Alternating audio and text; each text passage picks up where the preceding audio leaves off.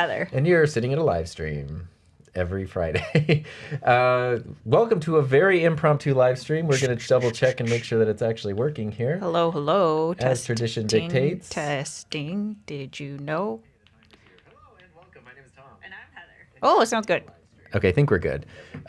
So here's what was happening. We were filming a video using an entirely different, well, not an entirely different setup. We weren't using the YOLO box. We were filming like a video with a totally different brain, basically. And then we were done with that. And Heather was like, hey, you just want to go live? Because you had everything set up already. So I was like, let's go. Yeah. And I was like, you know what? You know what's easy to do is just grab the YOLO box out of the cupboard or the drawer and then... we just went live. So you're switching it based on what you're topping. Yeah, this is also Heather's first YOLO-centric stream. Yes. Which is very cool. So we're streaming in 4K on the YOLO Box Extreme. Okay. I'm not 100% sure. I think audio looked like it was in sync, but again, literally I just plugged everything into the YOLO Box and hit stream. This is impromptu, yeah. So very impromptu. But we got our comments popping up over here. We do have the viewer map. So if you say hello from blank, it will show wherever you're from. You can be as, as specific or not as you want. Whether you're in the Pacific, you could be specific. So you could literally say like hello from Australia or hello from your specific town. Or you could say nothing at all. You don't have to do this. So. Yeah. Anyway, yeah, we're just going to hang out, talk about, it's been a long time since Heather's been on a stream on the channel. I can't remember the last time I was on a stream. I don't know either. It's okay. We don't need to think about it. Yeah, it's been a while. The last guest I remember was Bronson, and that was in October. Oh, so gosh, it's been a while. It's been a minute. Yeah. So anyway, just having some fun, hanging out. Feel free to drop questions about things. Audio is in sync. Thank you. Great. So we got Ryukin, we got Cirilla, Bulls Promo TV. Oh, I really like this comment interface situation. Yes. Yeah, it's the good. YOLO box has come such a long way. Aubrey's here. Sammy's here. Hey, Obs. Hey, Sammy. We got Daniel. Ha. Look at that. It's so smooth. No, it works incredibly well. Hello from Mars. Unfortunately, actually, they do add it, but I don't know. This is where it chose to put you. Oh, that's a country. Where is it? It's not. I have no idea. Yeah, I don't know Maybe where it's that a is. city. I'm waiting for it to zoom out, and then we'll see. Oh, you're somewhere in Europe, apparently. So if you say Mars, you're in Europe. So anyway, we are happy Is this your wife? chat. Oh, yeah, this is my wife, Heather. If I'm working on a lot of assumptions here. I have a wife. Yes. So we met 9 years ago, almost exactly. We've been married for 6. And Yeah. yeah, so if you ever see things in my videos where it looks like someone else is filming something and for some reason they're not, it's Heather. It's me. So everything is, if it's not 100% me, it's me and Heather. But speaking of videos with the both of you or both of us that are happening lately, where's the Osmo Pocket? I was charging. I was charging. I was like, oh, we're going to not need it for this stream. We always end up talking about the DJI Osmo Pocket in my streams, and Heather has been using it to do a daily vlog for the past 32 days in a row. So that's a cool thing. And we can talk about that. Which YOLO box? This is the YOLO Box Extreme, which actually, give me one moment. Give me one moment. Ho, ho, ho, ho, ho. He is getting something. I don't know where I'm looking. Is this the camera I'm looking at? This is our main camera, but Okay. we can set up auto switching if we want to try that out. I never have anyone else here to try it with, but I'm going to plug an HDMI out Where are you going, babe? into an input. You're just feeding itself? Yeah, because when I do that, we should see it pop up in here. Oh, are you going to show the interface? And that way, yeah, so this is the YOLO Box Extreme. Whoa, It's going to do the infinity thing here, but yeah, this is what we're working with. We got all the comments here. We can do our overlays. I forgot I had redone the title screen, so the countdown timer was like in the wrong place and stuff. But yeah, that's what we're working with today. So we have this shot here, if you're wondering, which is the Sony FX3 with a 20 millimeter lens. And I can actually show you that here. Well, bam, because we also have the OBSBot Tail 2, so I can show everything here. So this is a 20 millimeter lens. Speaking of Audio Hotline, This is a Sigma EF that's actually adapted. This is an old school Canon lens, but he gave me this lens, which is really nice. And then hidden back here, there's another camera. That's the A7S III with the 50 millimeter lens, and that is this shot right here. So that's my camera here. We were working on a podcast setup. Wow, I absolutely love these colors. This looks so good. And then we can just pan across here. Hello. And then there's me. See the YOLO box. And if we go all the way, boop, here is the Sony a7 IV with the Zeiss 85, and that is a shot that is just Heather's angle right here. Oh, hey. It's that 85 millimeter, has that Let's go. really nice blurry background. So those are the cameras. And then, like I mentioned, the Obsbot Tail 2 is over there. It's so nice during a live stream to have a camera that I don't have to get up and move and do anything with, because then like, hey, here's the YOLO box. You want to see how it's connected? There's all the connections. Yay, look at that. Isn't it amazing? And then I feel like it'd be fun to set up some auto switching. So there's that. Oh, and then audio. We're just using the Rode Wireless Pro, and that's running actually into Heather's camera. So the audio is coming in through HDMI, which actually means we can't auto switch because we're on a single audio There's source. 4 cameras, so I have no idea where I'm looking. Yeah. This is the main I'm one. gonna default If you to don't this know where one. to go, Yeah. just go here. Let's go. I think that's it. Is YouTube comments built in on the YOLO box? Yes. Yes. So you can see up here, I have all turned on. I'm only streaming to one platform. There is a tab here that says Tom Buck. If I were streaming to other platforms, they would all pop there. So I could see like YouTube, Facebook, Twitch, or whatever, or I can see a combined list of all of them.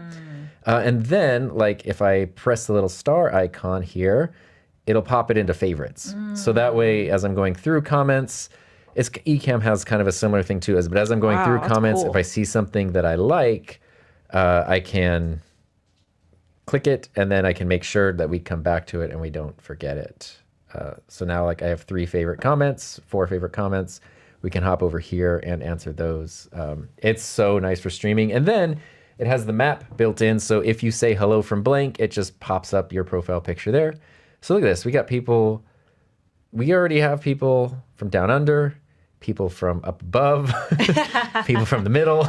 We got everybody, which is pretty cool. Awesome. Yeah, it's really fun. All right. Sigma 20 millimeter f1.4 art. Yes, that one. And it's the EF one with the EF to E mount adapter. So the only thing about it, and if I get close to it, you'll be able to hear this. Oh, is it loud? Yeah.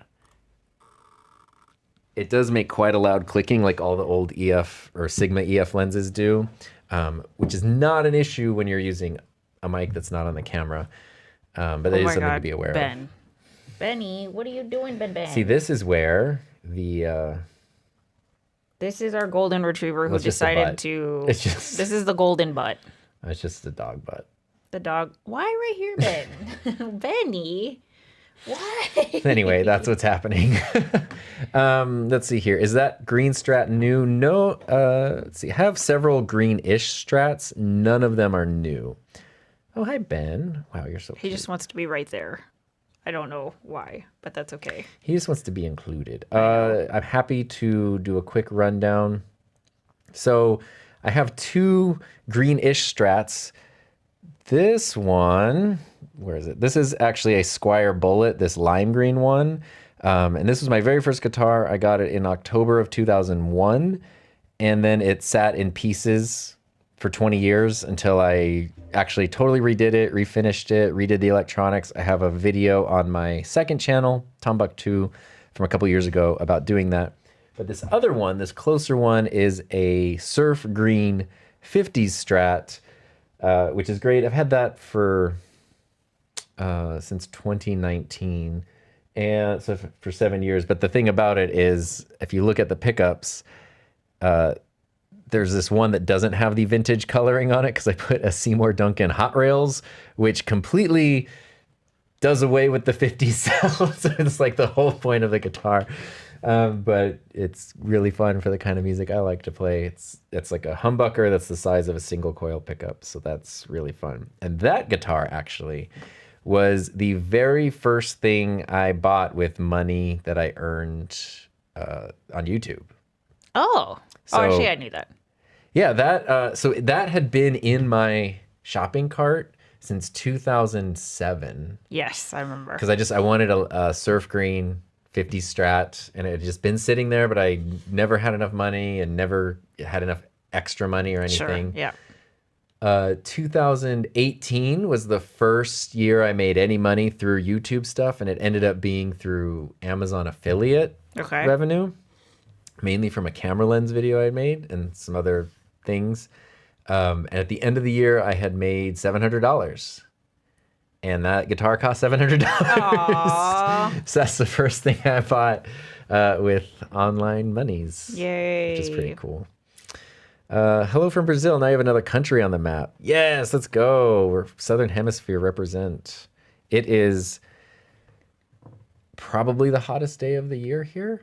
We keep saying that though. It was the 'Cause every hottest day of the is- year yesterday and the day before, and now we're just it's But we're gonna kind of, today's like the peak of a heat wave. So it's upwards of 120 degrees Fahrenheit. so hot, guys.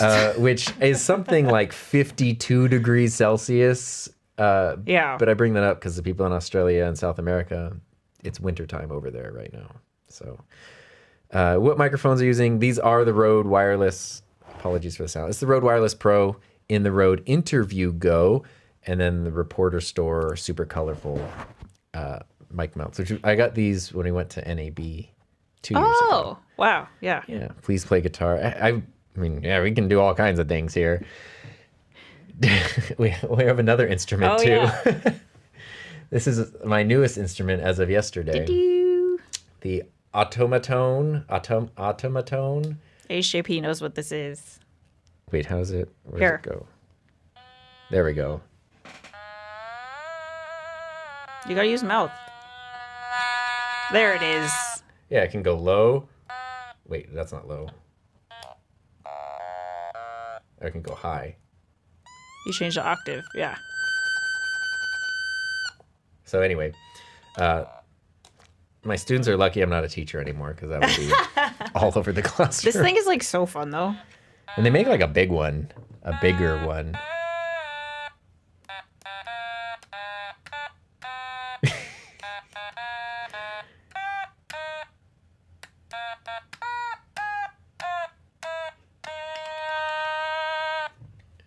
Was it snaps off? That was good. That was probably the best song we played then. Let's go. Ob says, crazy hot. I thought 90 was hot here. But you have humidity, though. I think at 120, it doesn't matter because it's miserable. But it's definitely, it's a dry heat. It's hot. Play Lahi. Lie. Yo, from the UK, 120. We are in the Southern California desert. So, Yup. yeah, it's Yup. hot. Are you okay? No. It's so hot. My dad has some guitars. I grew up with heavy metal and such, which is funny because as I can slowly get the OBSBot to try to turn around, maybe I can just speed things up It needs manually some here. help. There we go. I have the tracking speed set to slow. This guitar is a Fender Strat. This is a Telecaster that I got. Oh, tomorrow's August. I got this in August of 2002. 24 years ago. Tomorrow's August. Yeah. Do you know that's all in That's the- August? And that's the month that we met. That's the month we met because it was all in August. What does that mean? So in 2017, sorry, this one, right? Yeah, just stick with that one for now. I know, but it doesn't look like a camera that like I usually. I'm Oh, you used have to the looking- prompter. Yeah, that's what I'm all like. I want to look at that one for some reason. Well, because that is. Okay, anyway, 2017. Let me paint the picture. Your girl had already started. I'd quit my job to try to start my own business. It had already been a year and a half, and I had tried all these things and nothing was working. And so I was like, okay, you know what? We're gonna go back to the drawing board, and I am going to go all in for the month of August, and I'm going to say like yes to every opportunity, kind of like a yes man. Like if anyone wanted to reach out and do a collaboration, if someone was interested in looking for a client, someone to do a client video project or whatever, I was going to say yes to everything. And so one day I got a comment from a high school digital media teacher. I know you guys have all heard the story. My that very was first YouTube comment ever. from a teacher, and he taught a digital media program, and I thought it was cool. And I think I invited myself. You did. Yeah, yeah. I said, "Can I go tour it?" And you were like, "I am 2.5 hours away from you. Are you sure?" Yeah, and because it was August, so I had just built a broadcast studio as part of my program, and I was just setting up for the start of the upcoming school year. Yeah. And so there weren't students on campus yet. So it was like, and the reason I reached out to you because the third video of yours that I watched, so I found, it's been a while since you've been on the channel. So there's a lot of new people who actually might not know. They might not have ever We'll tell a met story, Heather. yeah. I, in the summer of 2017, was looking to buy a boosted board, an electric skateboard, all the rage back then. And somebody had a review of a boosted board. Yes, I did. And the thing that drew me to her review of it was most of the video is waiting for the UPS delivery person to drop it off. And she's like peeking out the window and like super anxious and nervous. And then finally the guy shows up and drops off and you act so like, oh yeah, thanks. Hey, yeah, thank you. And then he like walks away and you're like silently celebrating. And I was just like, oh, that's super relatable. Then I had also booked a trip for the following summer to go to Iceland. And then you had, which I didn't even realize was the same channel at the time, but you had a packing guide for Iceland because you had gone on a trip to Iceland. Yeah. So, and then YouTube gave me a video of yours that was about digital literacy. Well, it was my takeaways from VidCon. My first VidCon. Which centered around, and I had just started my YouTube channel, so I was just starting to put out a couple videos here or there.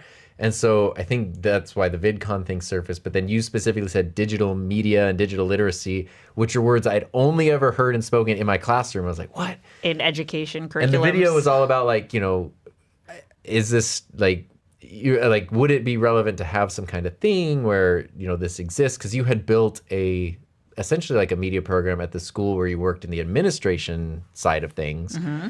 And then I was on the teaching side of things in a public school, putting it together. I wanted to build like the adult version of that. Yeah. And I that's what prompted me to leave my very first ever YouTube comment, which was like, yes, it matters. I actually teach this right now. And my guise of reaching out was nothing untoward. Yes. It was specifically because we need what is called industry advisory partners. So it can't just be the teacher being like, hey, I just want to teach all this stuff, but you need people who actually work in the industry, have experience, and then you run by your curriculum, your equipment, all that kind of stuff by them, and they give their feedback like, yes, more of this, less of that, this is relevant. I do find it interesting that back in the day, I only had like 4,000 subscribers at the time. I thought they were huge. I had 4, so...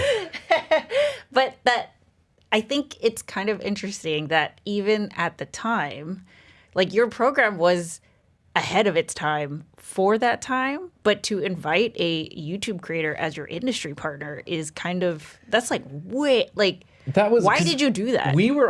My students and I were already producing a daily broadcast live stream on YouTube. Because before they wanted to do like some internal streaming thing, there's a total nightmare. And I was like, how about it's just YouTube? Yeah. And then it's easy. And then the community can also watch it. It doesn't have to just be in the school where no one can find it. And obviously, students were spending all their free time. Like, YouTube was the most relevant platform.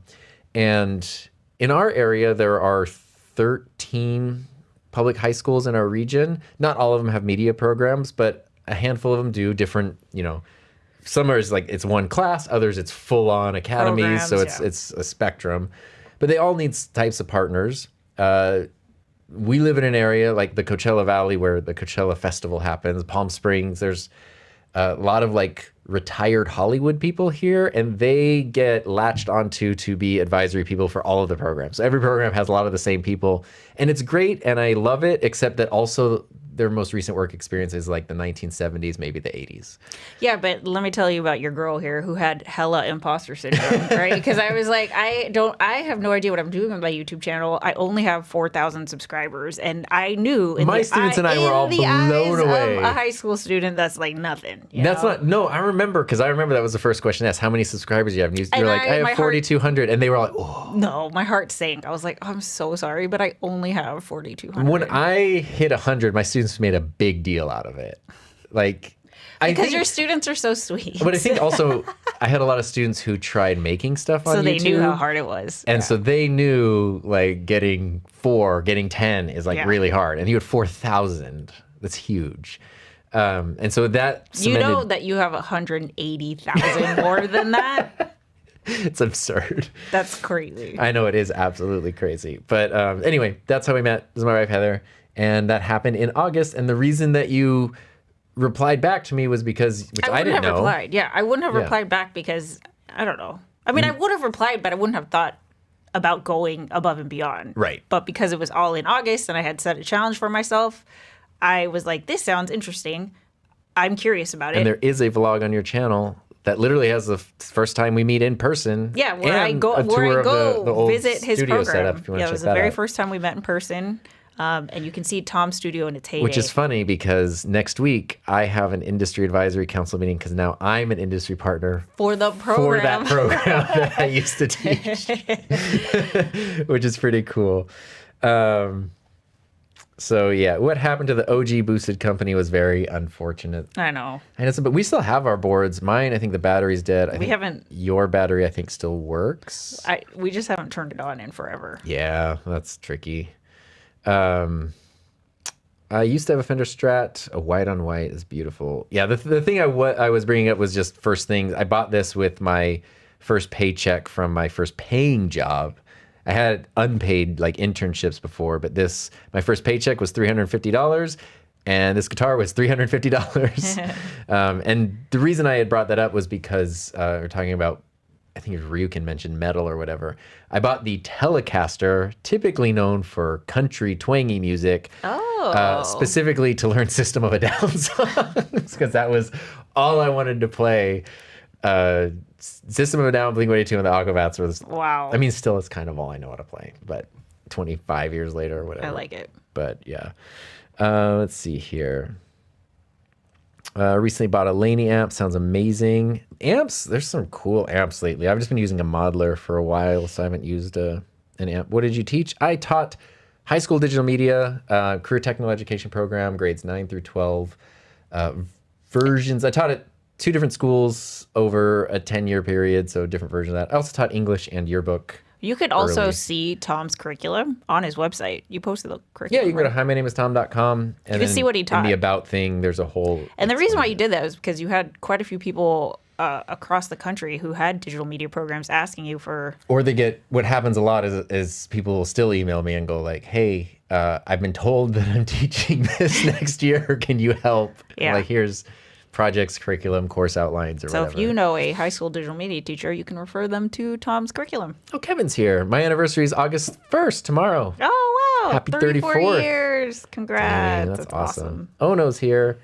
Kind of amazing you would comment then marry somebody that lives near. Yeah, I mean, we were that's 2.5 couple hours away. Yeah. But it's crazy that we were in Southern California. Yeah. And then it clicked enough. Yeah, that is.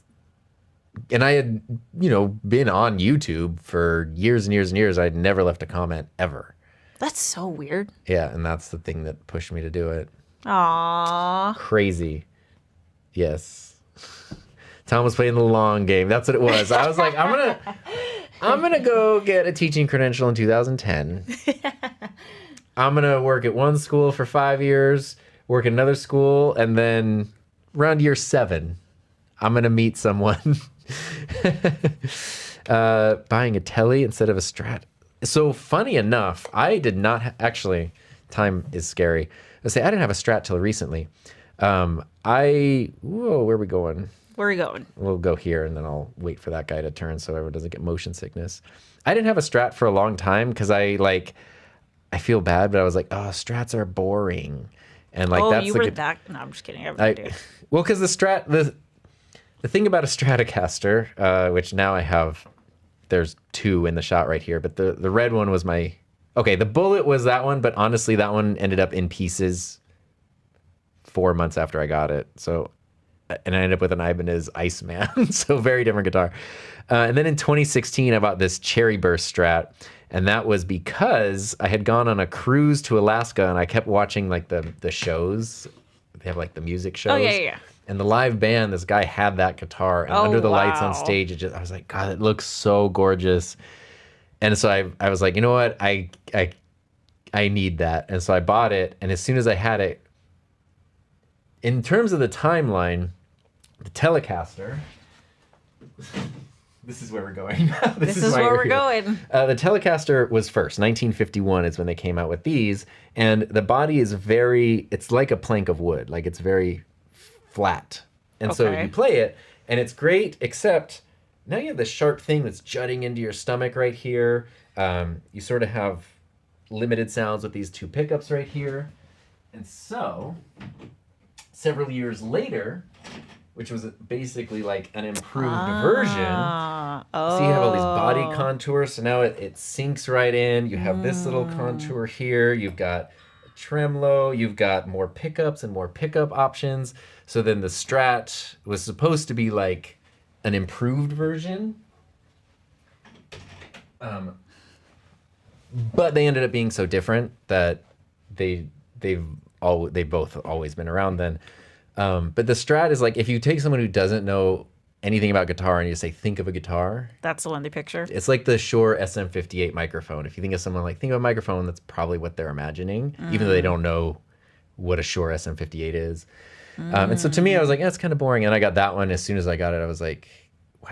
I had wanted the 50s Strat, but that was because it was a 50s Strat and because there were surf things, but I had never gotten it. And then, and then I had this. Yeah. So anyway. That's mine. I've thought about doing videos about like the backstory of each guitar, but I haven't. You should. Haven't gotten into that yet. I think specifically of Aubrey when I think of the lime green. Although last night, literally, I had a dream about this bass, and I was like so worried. Oh, it's so pretty. I love it, especially God. Look on camera. I had a dream. You got the Kraken logo over there. that I noticed. A crack in it, and I was like, oh no, there's a crack. And then the whole back started peeling away and the whole neck was peeling away, and I was like, oh my God, I don't think it's under warranty. That's your nightmare? It was literally a nightmare. And I didn't realize it, and I woke up this morning with a funky feeling, and then I came in here to set up for the other video we were working on, and I saw it there, and I was like, oh, thank God. And I realized like I was residual sadness from that. From your nightmare? From my nightmare. Hi, Kev. So anyway, how often do you play guitar? More like every other day. Yeah, and I do tend to play the bass more than the guitar, even though I have more guitars than basses in the OBS. I'm sure that's a comment from, I'm sure that's the remaining of a comment from, yeah. It is a terrible nightmare. But yeah, speaking of, if you want to do hello from, you can pop your location up on the map there. Look at, we're spreading like a good virus.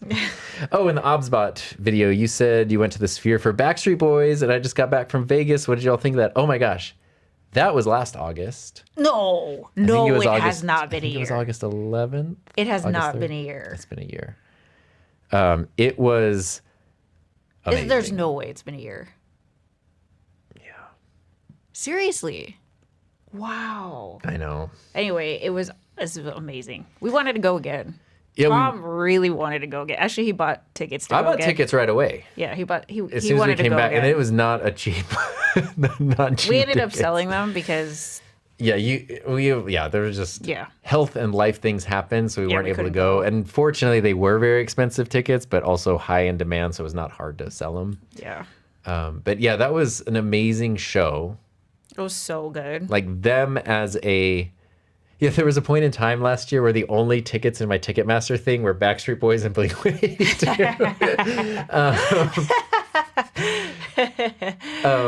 Yeah, that's the TRL generation. Backstreet Boys, like they were amazing. They sounded great. They performed great. So just if you had seen them anywhere, it would have been amazing. But the Sphere, that was our first time going to the Sphere. It's crazy. And I've heard like mostly good things about it, but I've heard also mixed things. They took advantage of every pixel of that screen, and like it was, you were paying for the experience. It Yeah. wasn't just like A concert. Yeah, It was and- like a whole thing. because that's Yeah. even we were talking to your family, and your dad was like, "But they're so small, like you can't even see them." It's like it's irrelevant. Irrelevant. Yeah, because they're Irrelevant. Yeah. the whole thing. And then we didn't even know till the day of that you're supposed to wear white. Yeah. And you There was were a dress code. driving to Vegas, and you were like, I think you're supposed to wear white. No, the day before when I was packing. No, we left the day of. It was that morning. Oh, it was the day. Yeah, it was the day Yeah. of. Yeah. And I was scrolling on social media because I was like, I don't know what to wear. And so I was just like, let me just look at the crowd and see what they're wearing. And I was like, oh my God, everyone in this photo is wearing white. Yeah, and you looked it up. And then I looked it up and it was like, oh, that's like the thing. And then you were like, not everyone's going to wear white. No, everyone wore white.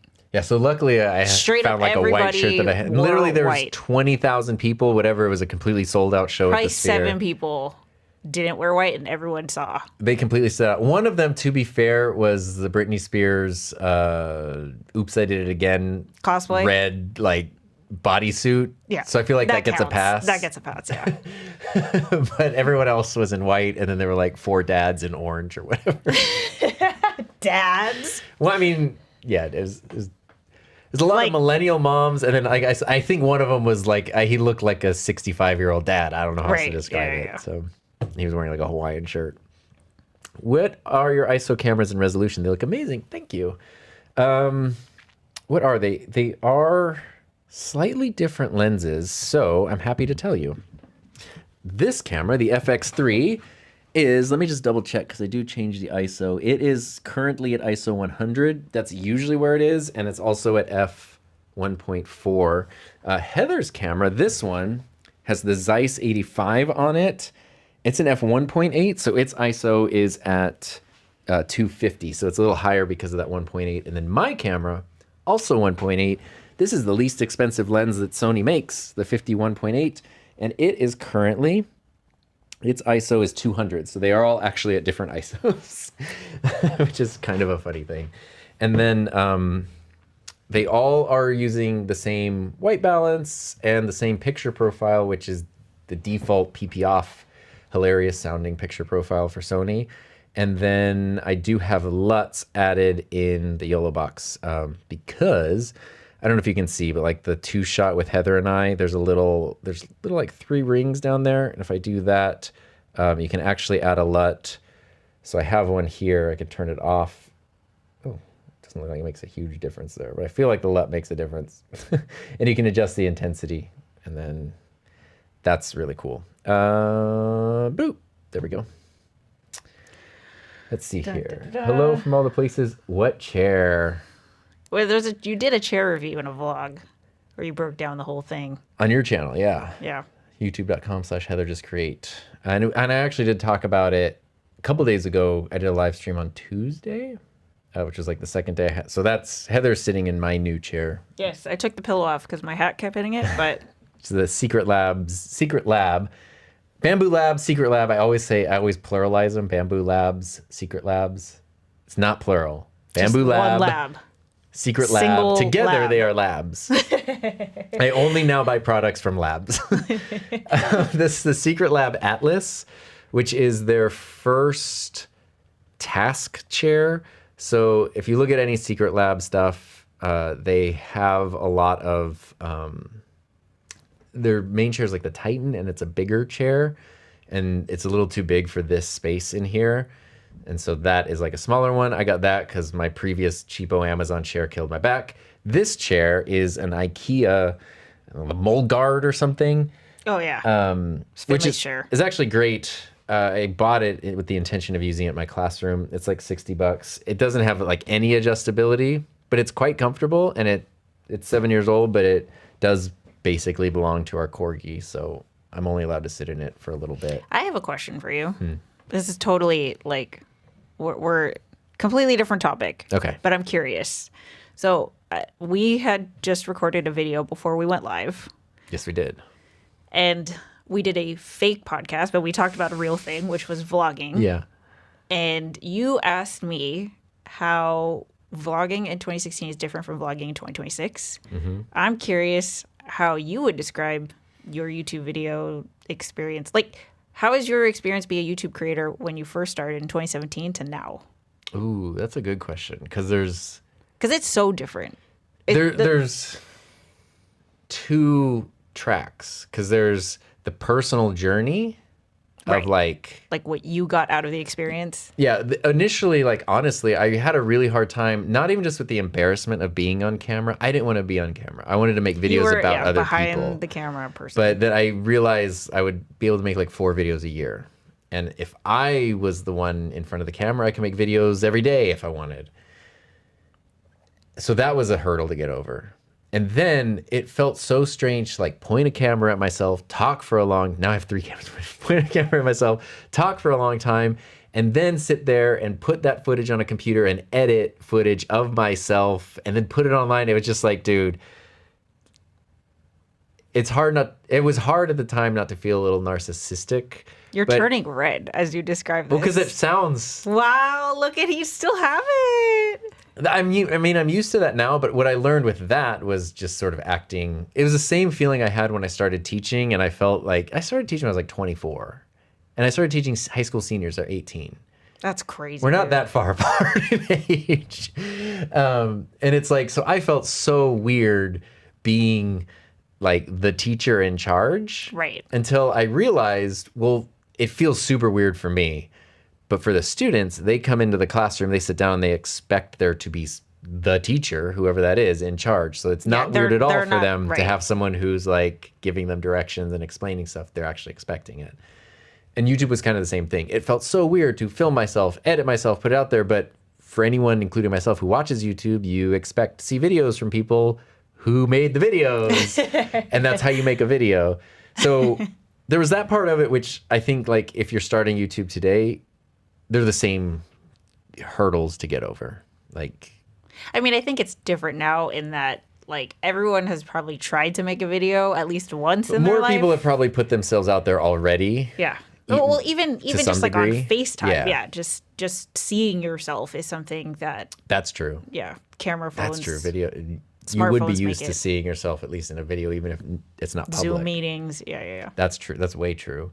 But then the other part is like the platform thing and making videos and how videos looked, and that has just gone through so many iterations and things, which is funny because for me, like my very first video, I think there's a web browser on here, and I would love to like learn how to use it so I could, without having to connect to my computer. But I think my first video, I used like my DSLR, external mic. I borrowed all these lighting things to set up. I really tried to spend time. Tom used to work. Okay, not only did you teach high school digital media, and you had a broadcast program that did like a daily thing. a daily news thing, but you also used to intern at a news TV station. I took a 2-month internship Like our starting local in news. 2001 at our local ABC Fox affiliate that So ended you- up going for 5 years. You like came from a Very traditional a video background, but it background. was very traditional, very And I had done freelance stuff Professional, and photography polished. stuff and wedding stuff. So,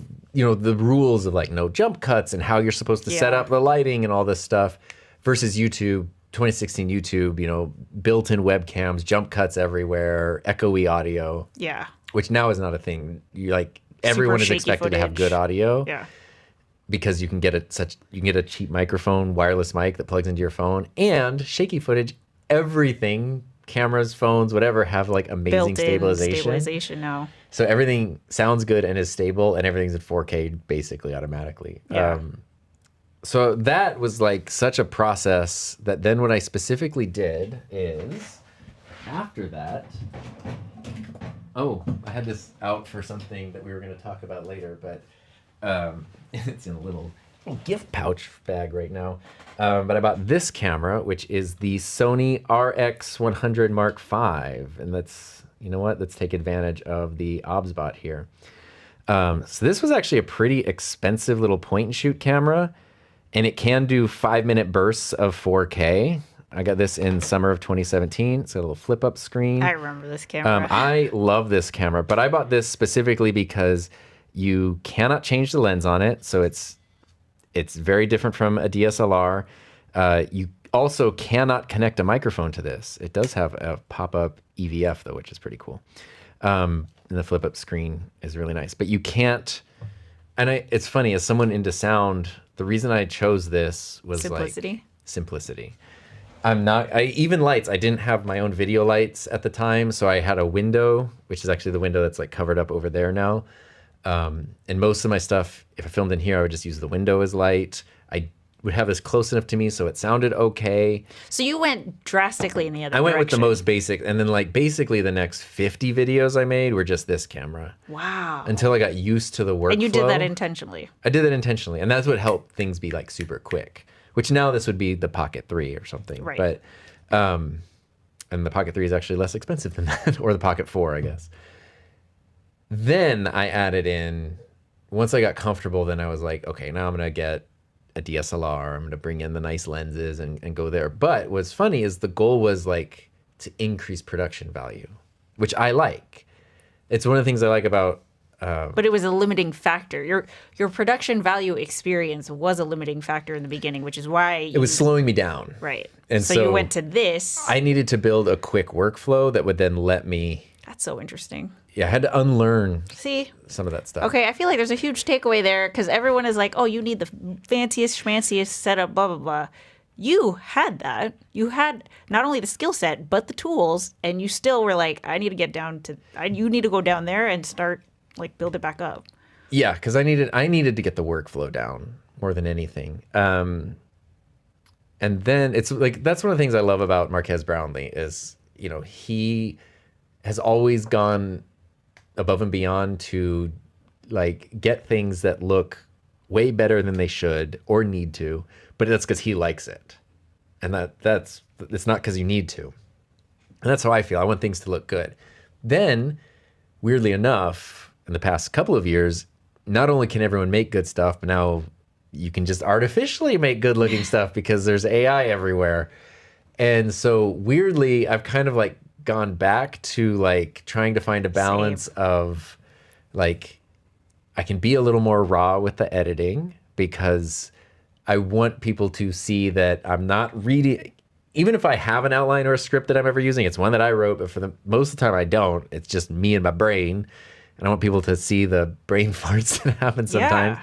I've gotten used to just using a notebook. Like I really want to Human made.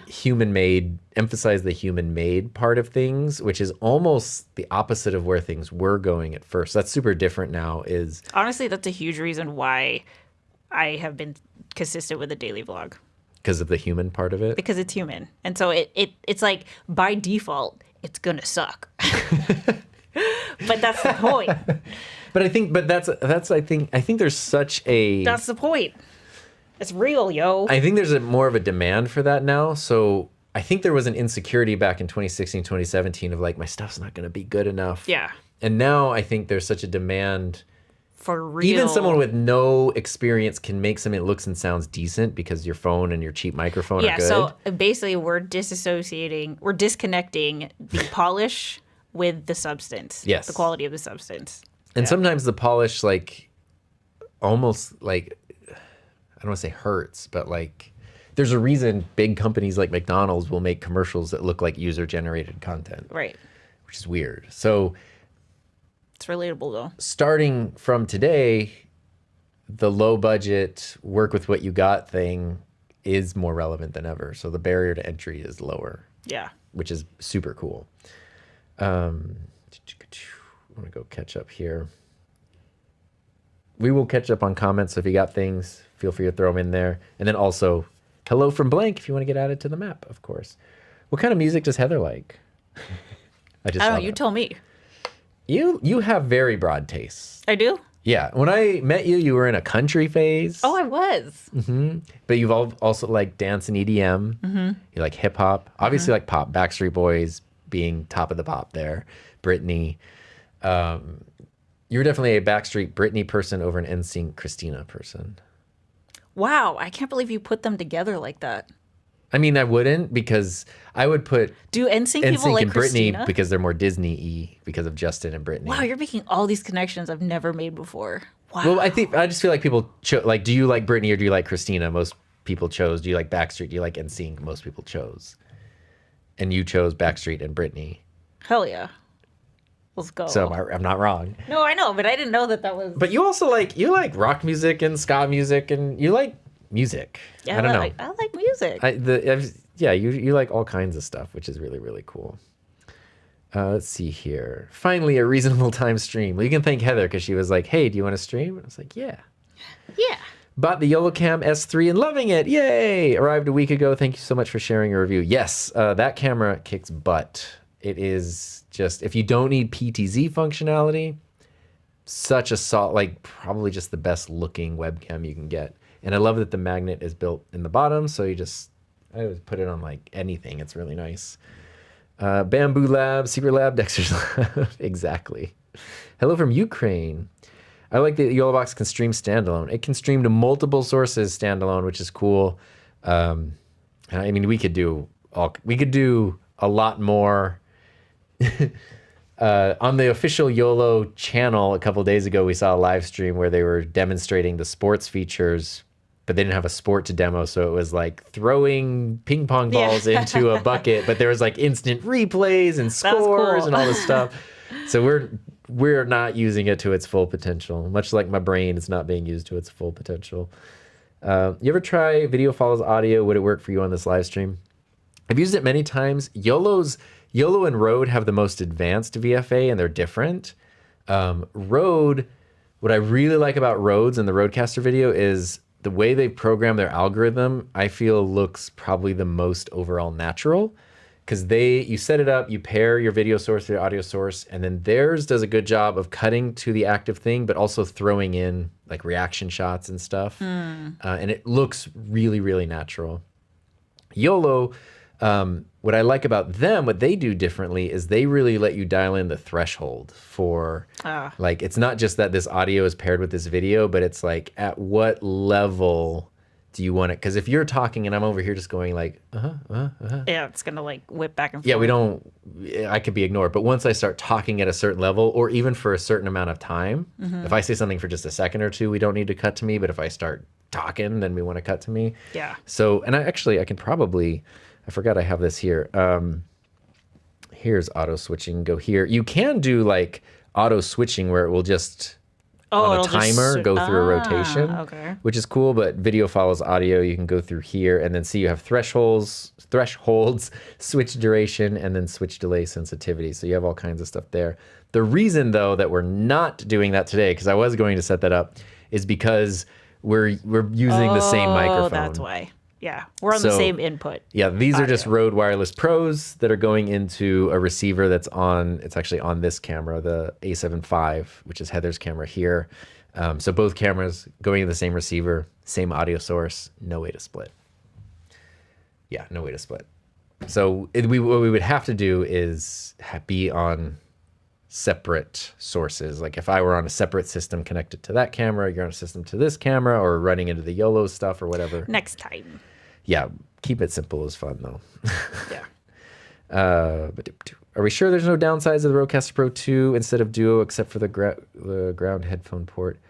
I mean, the only difference between the two, other than the front headphone jack, which is a benefit of the Duo, is the added inputs, the 2 additional XLRs on the Rodecaster Pro 2, and 2 additional physical faders. The guts, the internals are exactly the same. No difference between the two. Sorry. Oh, love your 3D printing vids. Yeah. I just did I'm working on a video. We're going to do the slow pan around the room here because it has to go literally entirely behind it. There's the P2S. Eventually, here we go. This is, oh my gosh, it can't turn. Oh, I'm going to do a whip pan, sorry. Well, bam. Wow. There we go. Sorry, guys.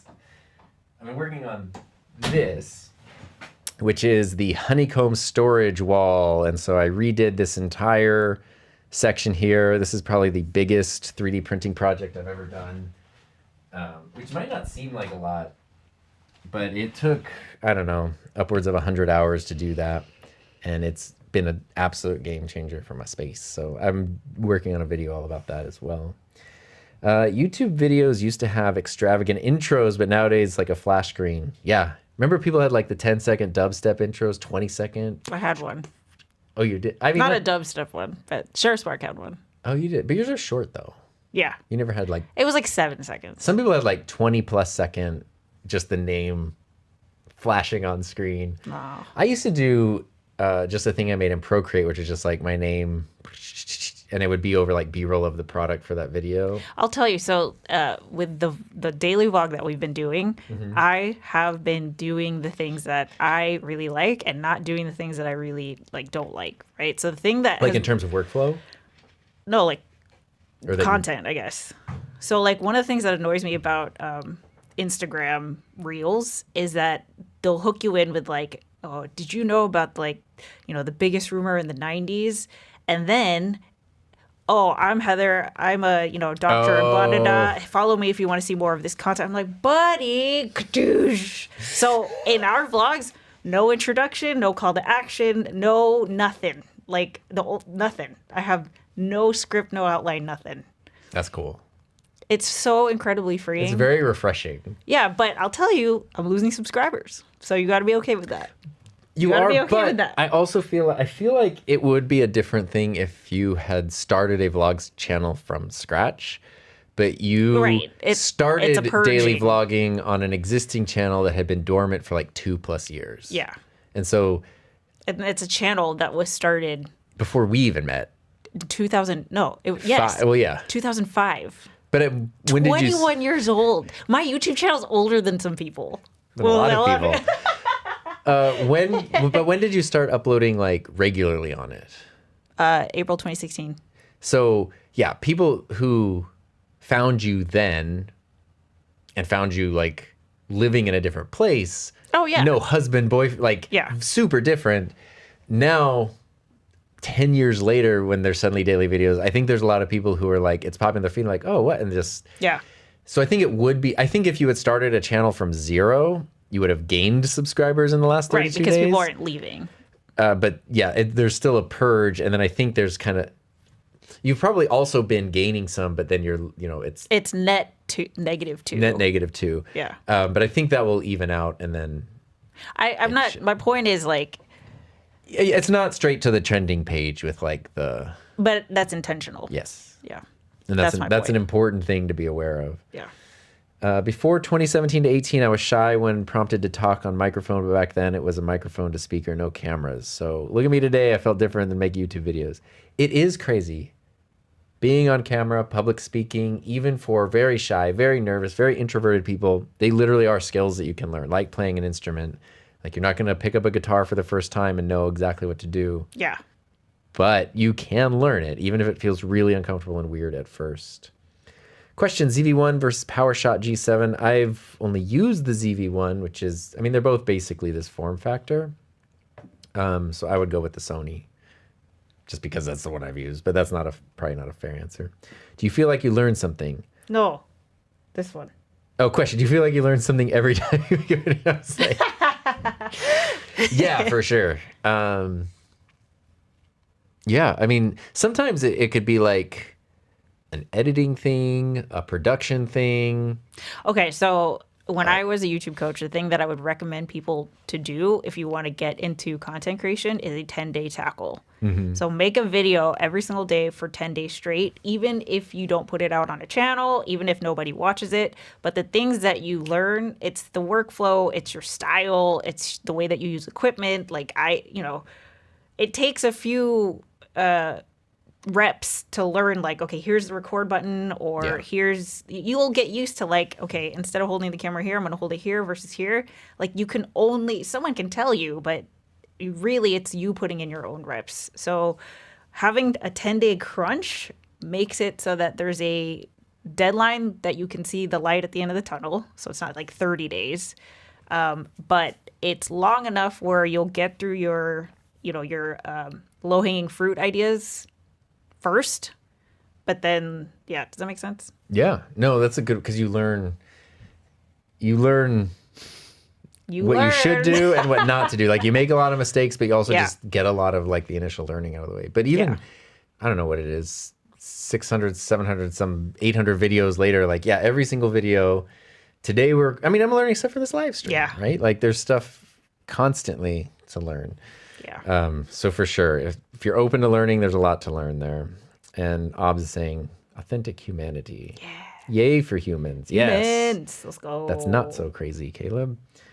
It's like live music. Seeing the imperfections against the recording versions makes it more connected and human and ultimately better. Yeah, I mean, it's, like if you watch someone play music live and say it's like a guitarist and they're jumping up and down going crazy, and maybe they miss a note because they're jumping up and down going crazy, but it's cool because it's from the energy of being in the room with you in that experience. It is definitely, to still applaud your bravery.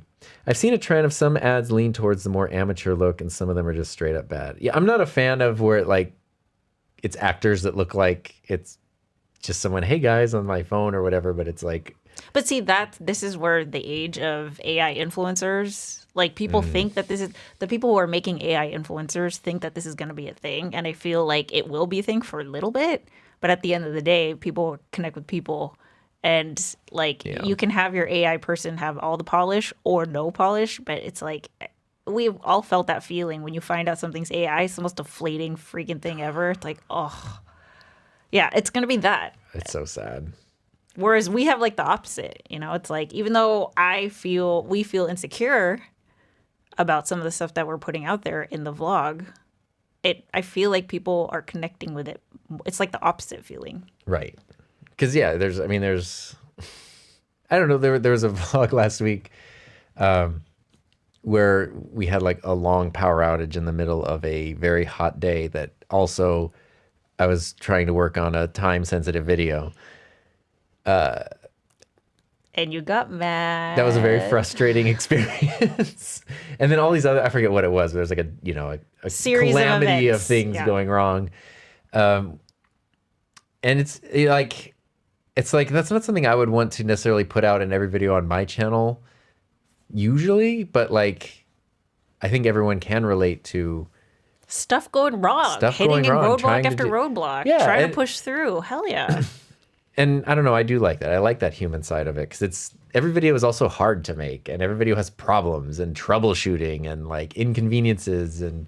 Yeah, you're just seeing a finished product. Yeah. It's it's not like you snap your fingers and it just came together. Yeah, I think that's why I get mad sometimes when people are it happens with camera reviews and stuff all the time where people go yeah, but where can we see what you actually do with this camera?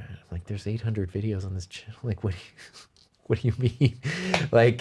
This video, this 40-minute, well-edited and produced video that you're watching is an example. I have beef, okay, with the people who want to talk crap about my husband. I'm going to respond now. Tom just banishes them to Shadow Realm. Usually, yeah. He tells me before he does that, and I'm like, oh, hell no. I usually tell you after, because you're I'm going to go in there, I'm they're already gone. They're already gone. Get the phone away from me, because let me tell you. They're already gone. Wow, look at all the people on the map. This is crazy. Look at all the people. I don't think I can zoom in on the map. On my own. I would love for there to be an added feature where you can pinch to zoom in on different places. I don't think there currently is. Tom with 4 quadrants of music personalities. Who's Heather? Heather is my wife. I am the wife. Also, youtube.com/Heather Discreet. Tom is my husband. When are we getting the buck shed? Gil asks. Oh, look. Hello from Nuke, Greenland. Oh, we have that cam on. There's in our living room. There's a YouTube channel that streams rotating world cams. 70 cameras around the world. Yeah. And your airport is one of them. Yeah, the Nuke airport.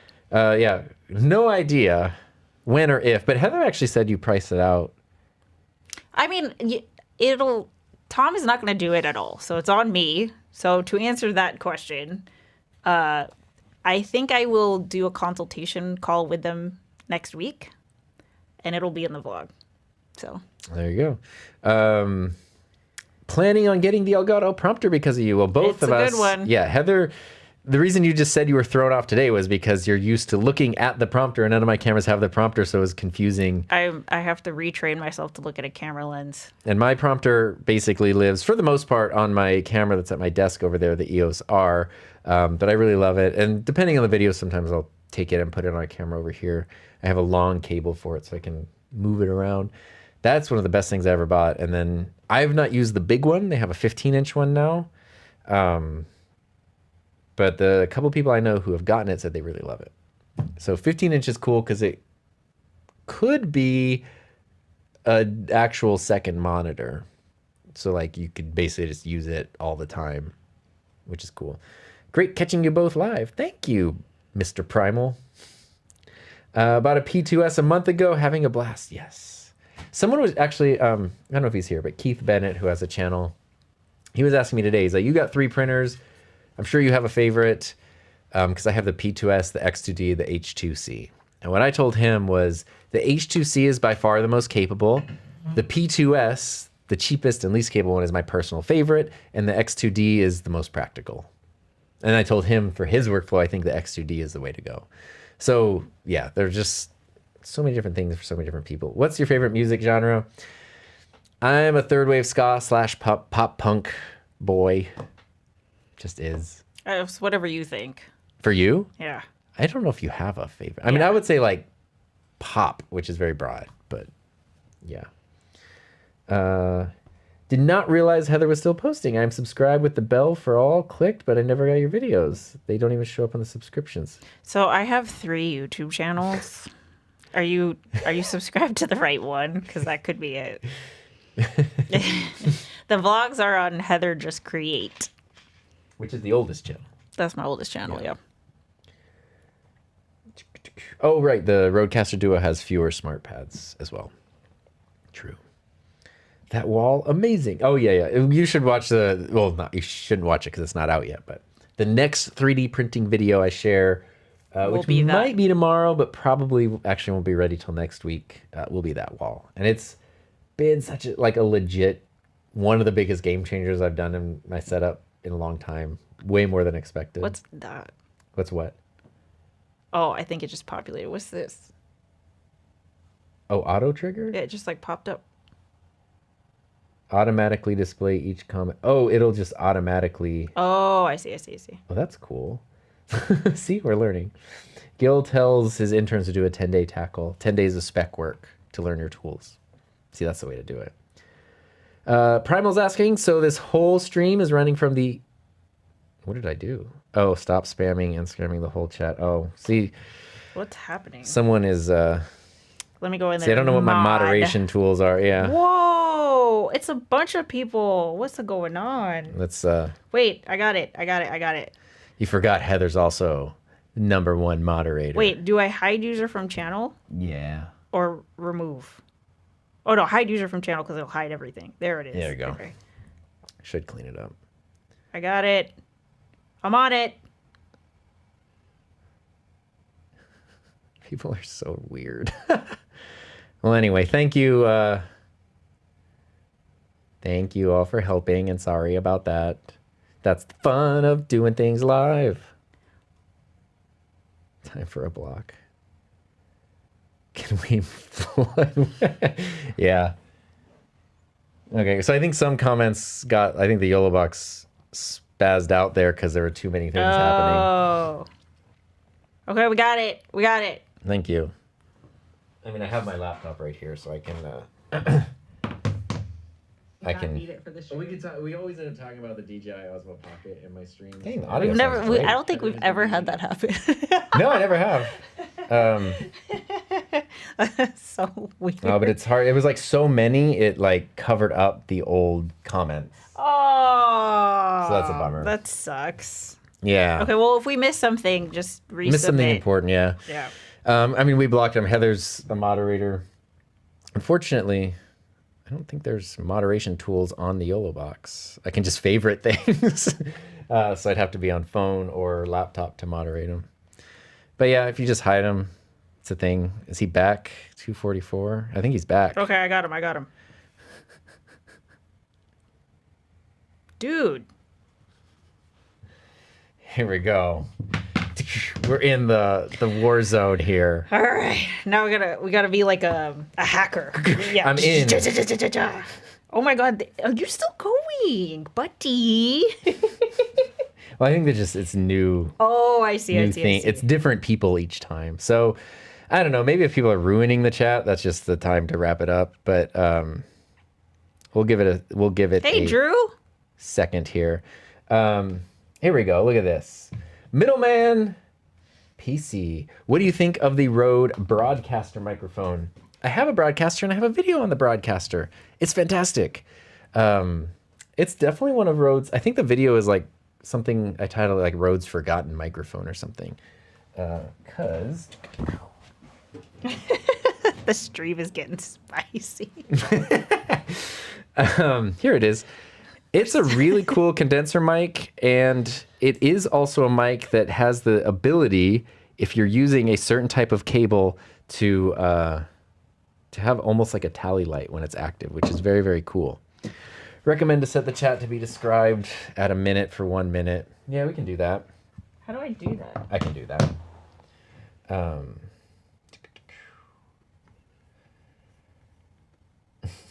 That is crazy. And all the times I've gone live, I don't think I've had this Why? happen. What happened? Why did we get into the Subscribers for 1 minute. Save. hide user? Boom. There we go. Sorry. So the chat is now subscribers only, or it should be, because Because people all be- these weirdos. What's going on? Weirdos being weird. Well, anyway, we still got the map going. They're not spamming. They're not spamming the map. See, that's what they should have done. That would have been entirely entertaining. But that would have taken like more skill. Actually, don't actually do that. Maybe less. Well, so they're saying bots prey on open chats. I know that it is true. Keeping the chat subscriber We've only. never had that. We've never had that happen. I've accidentally done subscribers only chats, but I don't really like people subscribing just to chat, because sometimes people will see the Yeah. chat, they'll join it, they'll subscribe, so they'll chat, but then they won't watch the channel again, and so it's Yeah. almost like you end up with dead subscribers. Okay, so here's an example. Final Fantasy 14 is a game that Tom and I play. Or is it the Final Fantasy? Oh, I think it's a Square Enix channel. Okay, so Square Enix is the company that makes the Final Fantasy games, and they turned on subscriber only chat for their FanFest live stream or something like that, Sure. and I wanted to comment, so I had to subscribe. Except they put out like 10 videos a day, and I was like, "Yo, So that, for you as a subscriber, that was annoying. that was annoying." Yeah, I want to subscribe. I want to chat, so I had to subscribe. Yeah. But it's not that I don't want to see your content. I'll check it when I want to. Yeah. You know. I don't put out 10 videos a day, but there's the thing. It's almost like if you've ever done, which I haven't done, like a contest in 7 years or something. Oh hell no! Don't do those. Yeah, you do like, oh, hey, it's a contest, and you have all these people who are just there to try to get a free thing and will never interact so with anything again. I do not do call to action anymore. I have not done call to action. I don't tell people to like, comment, subscribe, nada. I don't do that anymore. And the reason why, especially subscribe, right? People say, oh, you have to say like subscribe to my channel. The reason why I don't do that is because if you are asking people to, everyone knows to subscribe or follow if they want to do that. If you're asking people to do that, I feel like it's usually because it's like somebody that you know, right? Like, oh yeah, let me support. So I'm going to subscribe to their channel, except that person doesn't actually watch the content. And so I feel like that gives a mismatched signal to YouTube of like, here are all these subscribers, but they're not actually contributing to watch time. And so YouTube has no idea who the hell to send their content out to. Mm-hmm. So I just figured, okay, if you watch YouTube, you know to subscribe. I don't have to tell you. At this point, you would think, yeah. Yeah. Oh, you said humanity in the bots. That is true. That is true. There is a very interesting timing situation here. I love that the whole thing is run from the extreme. It's so cool. I absolutely love this. Although I guess maybe there should be some moderation. But this was an interesting one that popped up too. I wish the YOLOBox could control the OBSBot Tiny 3, but I get it. They're a competitor. So, funny enough, I'm not sure why it can't control the Tiny 3 because that's a USB webcam. I think that has to do something with that because it can control the tail too. The PTZ stuff, you can connect it no problem. So I think it's less to do with a competitor and more to do with like how the cameras are working over USB. The same way like Rode mics can do more things with the Rodecaster. The YOLO cams can do more things with the YOLOBox because it's not just that they're not competitors, they can make them specifically compatible. But I will say the very first sponsored video I ever did with OBSBot was a tutorial on how to use OBSBot cameras with the YOLOBox Extreme, which I thought was the idea I pitched. Like, hey, I've been wanting to make this video. And OBSBot was like, oh yeah, we'd love to sponsor that. And I was like, most of the video is about a different product. And they were like, no, this is awesome because that's how people use our cameras. So we want we want you to, share stuff about how people actually use the cameras. Right. But so I actually thought that was really cool. Like, it's not, I've had in the past, there have been brands that have wanted to do sponsored things, and it's like, you have to essentially act like other companies don't exist. And it's like, well, anyone who watches this knows that I use a lot of different stuff. So that's not honest or practical or real or anything. So I appreciated that OBSBot. My first OBSBot sponsored video was kind of a yellow box video. But that was also realistic, because it's like, how do you set up, actually that's what the video is. How do you control the OBSBot PTZ, the wireless cameras with the YOLO box? And it's really, really simple and fun. Got the X2D and H2C. Dang, that's a good setup. X2D for smaller single color stuff, H2C for all the multicolor. Yes. I'm curious to know how or if you're using the second nozzle on your X2D. Any accessories that are a must-have? I mean, the AMS is my biggest must-have, but I'm kind of assuming you already got that. Otherwise, I do have a video that talks about like, what do you actually need? And for me, the accessories are pretty small. It's like, they're like lots of little like tools and things that help, but nothing that's like, I haven't found anything that's like, you're not getting the most out of your printer unless you have this one thing. It's mostly like stuff to make your life and your workflow easier. Could you mention what you have the YOLO box? So speaking of 3D printing, it's a 3D printed stand. This is actually a stand for the Ultra, so it's smaller, and I had to clip the cables. I think I can show you. I had to clip the cables here so that they didn't, that's like reducing tension, because the cables are adding a lot of weight and then tipping this back, because this is not a heavy duty stand. And so I did put an anti-slip thing on the bottom of it. I think they make like a whole cage for this and stuff, but I just wanted something when I was streaming at my desk to like point it up, and there's already a pre-existing stand for the other one. I could probably just take this and like stretch it out or something. The Tiny 3 is awesome. Yes, mine basically lives on my computer over there, and it's a great second angle webcam. And then Heather actually just got one on her computer last week as well. Do you know what happened to Bandrew? I don't. He hasn't been as active in a while, although I was looking like 5 months ago, I was looking at Casio watches, like very cheap Casio watches, and I found a video from like 5 years ago on his watch channel that was like the best review of the specific watch I was looking for. Wow. But I haven't heard from him in a while, so I hope he's doing well. I wonder if YouTube sees when you ask for likes and ignores who did it organically. Is it a conspiracy maybe? I think it mostly goes towards behavior, because it's like it is the thing of like, hey, don't forget to subscribe, and then people are like, okay, I'll subscribe, but they're not, since they didn't want to do it, they're not gonna watch the stuff. And they don't exactly. YouTube does, even when bells are clicked, even when things are clicked now, like if you miss the, I don't know what number it is, but if you miss a handful of recent uploads from a channel, it will just stop showing you those, even if you're like, you did hit the bell and hit notifications, which I don't like. It's like, let me be in charge of that if I actually hit the notification thing. So you have to like go to the channels, or your subscription inbox should still show everything. But even then, I feel like sometimes it doesn't.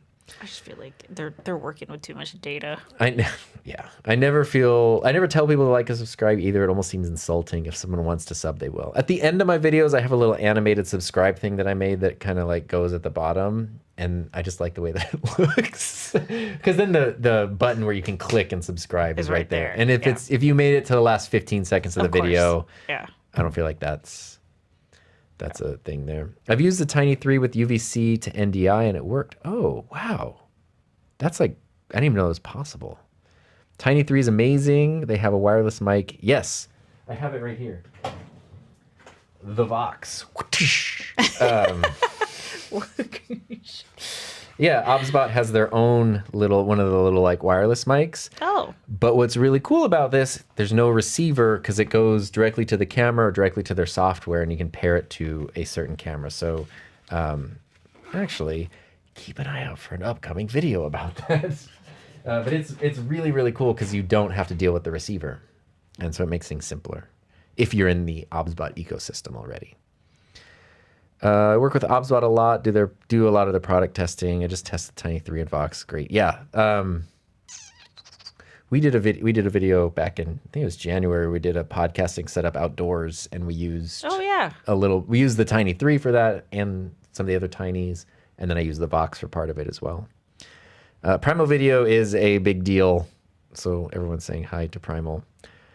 Probably the largest channel in the chat, I would say. Just picked up the Insta360 Luna to record videos for myself and look back on in the future. Yes, it's been pretty cool little tool to vlog with, much easier than lugging my A7 IV. Yeah, it's crazy. Like, I will show you. Let me grab the Pocket 3 real quick. The vlog camera? Yeah.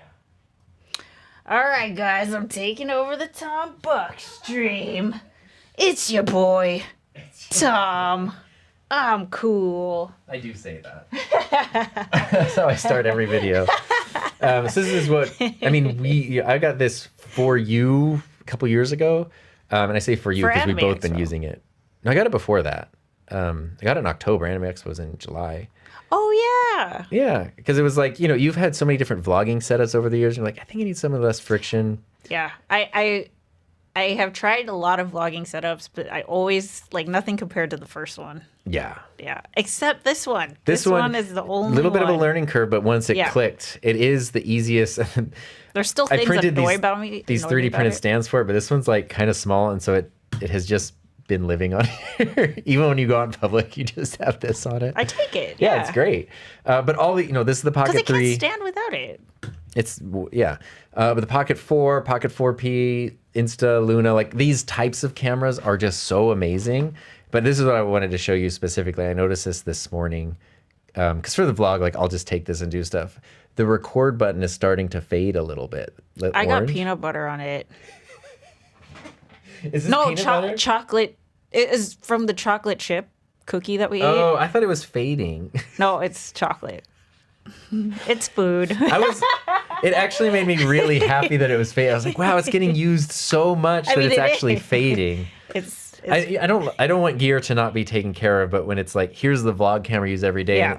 Even this camera, it has it's kind of worn down to the metal in some spots over here. It's, this went a lot of places with me, so it did get a little beat up, not through lack of care, but through use. The same with guitars. When you give worn guitars because they're played a lot. I love that. And I don't know, these cameras are just so amazing. And and that's a cool thing too with vlogging, regardless of growth, is it's like home movies. Yeah. And I love that we have all these home movies to look back on. Oh, are you kidding? Yeah. I mean, that's why it's when I am editing, there have been so many times where I'm like, no one's going to care about this. I should just cut it out. But then when I think about the home movie thing, I'm like, okay. We'll care about this. Would Heather and Tom 30 years from now love this? Hell yeah. We're going to think we're going to get a kick out of it. We're going to love it. And so I leave it in. Absolutely. Thinking about what you said about the small camera, I downgraded from a 1,400 euro to a $200 euro microphone and a full frame to an ObsBot tiny webcam for live things. Because it's easy. That kind of stuff reduces friction. And the quality, the Tiny 3, or even the S3, which is, probably the best looking tiny webcam that I've seen, they're not going to look like this. Right. Like a full frame mirrorless camera with a fast prime lens. But they're going to look darn good, really good 4K, and there's zero friction. My Tiny 3, as soon as I open up OBS, it just turns on. It's ready to go. Zero friction. And I think that's because the quality is so good. It used to be we're using a Logitech C920. It's kind of like potato quality, so it makes sense. Let me hook up the big camera. Microphones, it's I have my cheap little Radio Shack microphone that sounds like garbage, so let me take the time to hook up a big one. But now, the diminishing returns, or the gap is so much smaller. How many people do we know who bought this microphone who aren't even really content creators, the Hollyland Lark A1, just because they do sometimes record stuff or do Marco Polo stuff to their to friends and just want a better microphone? You spend $50 and you get a thing that makes everything sound better and it's super easy to use. You guys, so like Tom is my husband. He loves gear, like Yes, audio, video he does. gear. I do not. She does not. I appreciate it. But to me, I have been a content creator for 10 years, and I have learned that there is no one piece of gear that is going to make you consistent. No. You know, it to me, it's about how much fun it unlocks for you. And as you can see, Tom, like The gear itself is fun for me. the gear does make it more fun for you, but for me, it does not. So the gear needs to remove Yeah, friction. exactly. Like I did not want a Rodecaster. Because are you kidding me? It took me looks so cool, though. long to finally. It wasn't until you were starting your gaming channel up, like Yeah. for real, where you're like, I need two the microphones PlayStation. plus Yeah. game audio plus stream audio and all So I had stuff. to And come around. I was like, look, there's literally like the perfect device for this, and it's called the Rodecaster Duo. Yeah. And then you got the really pretty white one, and it's great. Yeah. But yeah, you did not. That's why people were like, when I got like a new Rodecaster and the other ones there, people were like, you should give that to your wife. How dare you not do that? I'm like, literally, No, dude. Nah. she does not want it. I mean, like, as a It prop, took me years to get you to have autofocus on your camera. Yeah. So when I think of like my first vlogging setup, it's the Canon S110. Yeah. But I didn't have that camera yet. So I used my Canon T3i. DSLR manual focus. No autofocus, man. Yeah. No and stabilization. That's hardcore. That's like, because that's a DSLR. That's it not was so heavy. point and shoot. It's heavy. It's big. Oh my goodness. It was all of my like initial videos are so blurry. But that's the thing for you, because was it 2 years ago now? But it still brought me to you. It's the best camera ever. Hey. 2 years ago, we upgraded your setup to 4K, because for a while you were using actually my old camera. I love how all this is connected. So when I graduated, or I decided to graduate from this camera to like a real YouTube camera, I had the original Canon 6D, but it's not the best video. I mean, it takes good video, but it's for a single solo person making videos, it's not the best option. So at the end of 2017, I got the 6D Mark II. Yes. Full I frame remember that DSLR camera. with a flip out screen and autofocus for video. So I was like, oh, this is perfect, in 1080. And then eventually I went to the EOS R and moved all to the Sonys. And then you were like, hey, that camera would be perfect for my setup. The problem with this is that it does have autofocus for video, but it doesn't have, it's weird, it doesn't have clean HDMI out with right. autofocus. So if you turn on autofocus and you have HDMI out, the little focus box is the only thing on screen, but it will just be there the whole time. I don't know why. It's very, very annoying. So that means you have to use manual focus. So you were using this with the Sigma 24mm lens that you're still using with manual focus. And it worked. And it worked great. Yeah, and it because looked, I set it to the desk. yeah, so as long as you pulled your chair up to your desk, you were Yeah, good. I was good. And it looked awesome, and like, you know, you have good lighting and your setup is good, and you want everything. It's just there, set it, forget it. This never left the tripod. Yeah. But it wasn't until, it was when you started doing more gaming stuff, and then of course That the changed gaming everything. stuff, the PS5 stuff is 4K, and you want that to be super crisp, and especially a game like Final Fantasy, there's small text everywhere, so it actually needs to be clear. And then you're like, okay, let's look into 4K. And we tested all these cameras. I didn't want 4K for the longest freaking time. Yeah. And then you ended up with the Sony ZV-E1, which is basically this sensor, the guts of this camera in a smaller body, which now has autofocus, so you can lean in and out and it will track you. And I remember it was like, you would have never switched. Nah. But as soon as you saw the sample, like when we borrowed a ZV-E10 and you saw 4K versus that, you were like, there was kind of no going back. Yeah. But then you saw like, okay, this looks totally different level. I would have held out for as long as I could. Yeah. I did. But now that ZV-E1 has not left that tripod in 2 years. Like it's not, I have not taken it off.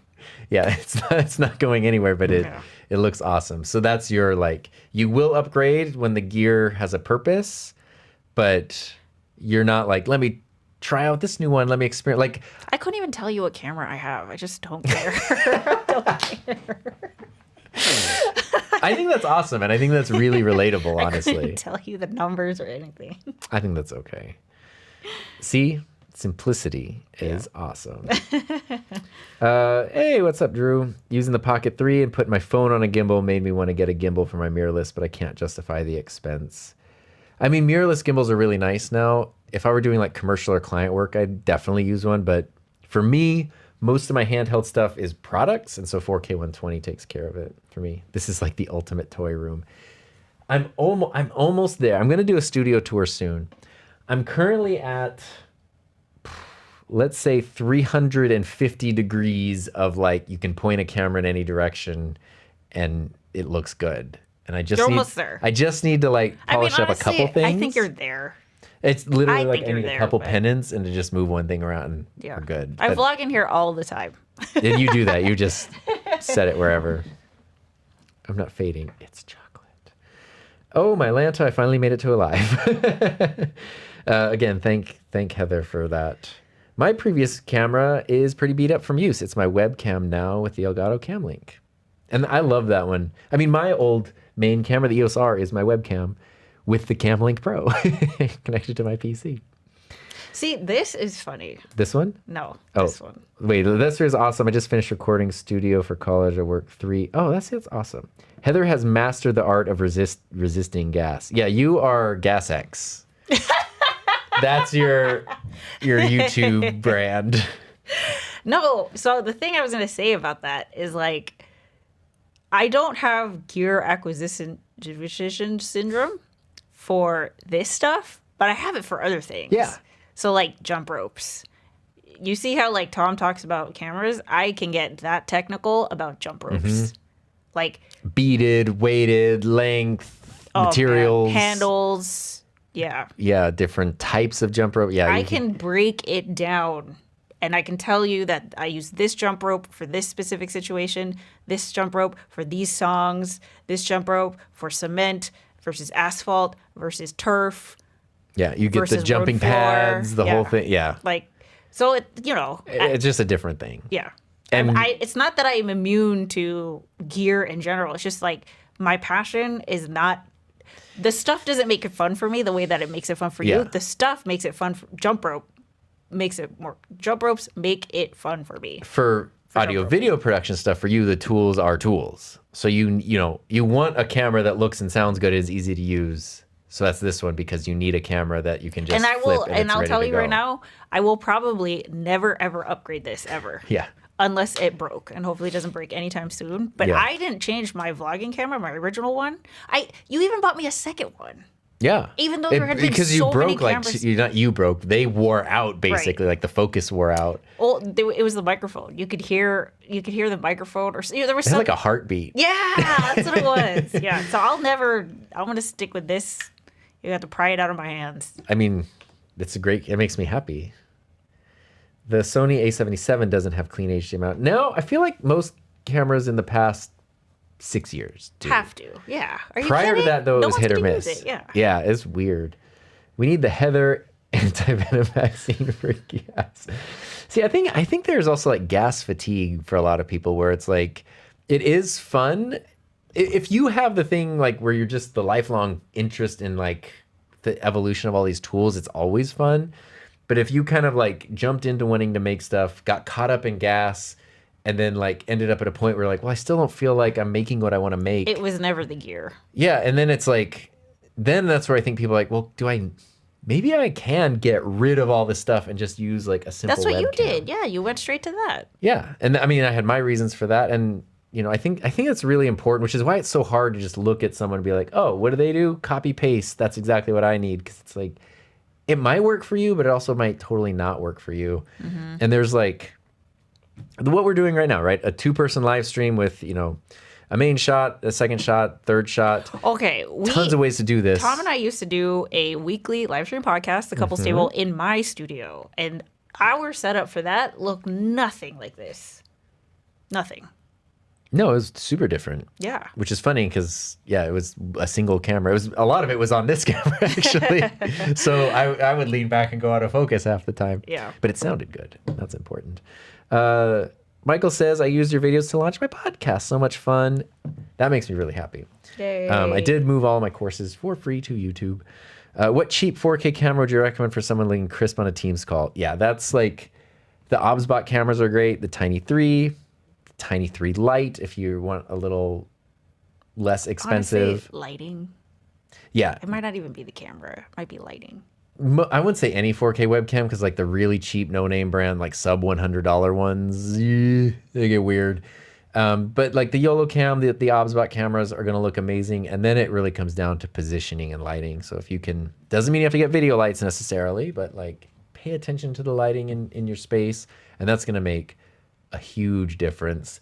If you are in a really funkily lit space, getting something like even like the Elgato key lights that just mount on your desk. So many of our friends have gotten those for like Christmas and birthday presents over the years. Because it's like you don't need the full-on studio setup, but you just need a light, and you don't have to point it and blind yourself. You can turn it and bounce it off a wall. That's what I You do. can, control it with your keyboard or a Stream Deck or something if you want. But yeah, that's what I would recommend. That and then like lighting and framing. How often do you vacuum your carpet? It looks clean. Once a week. I'm a once a week vacuumer. Yeah. I have love a golden vacuuming. retriever and a corgi. Yeah. They are notorious shedders, so we just have to. Yeah, I have a three-pronged approach to floor care. In here, it's just the regular vacuum, so it's no big deal. But I take the shop vac first. That's phase one, is and I go around the whole house and basically all the dog hair dust balls shop vac.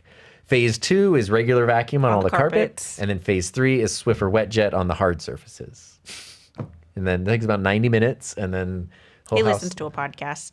I love vacuuming. It's like so satisfying. Tom to me. loves it, yeah. When you put the vacuum over stuff on carpet and you hear the like, oh, it's good. Wow. It's good.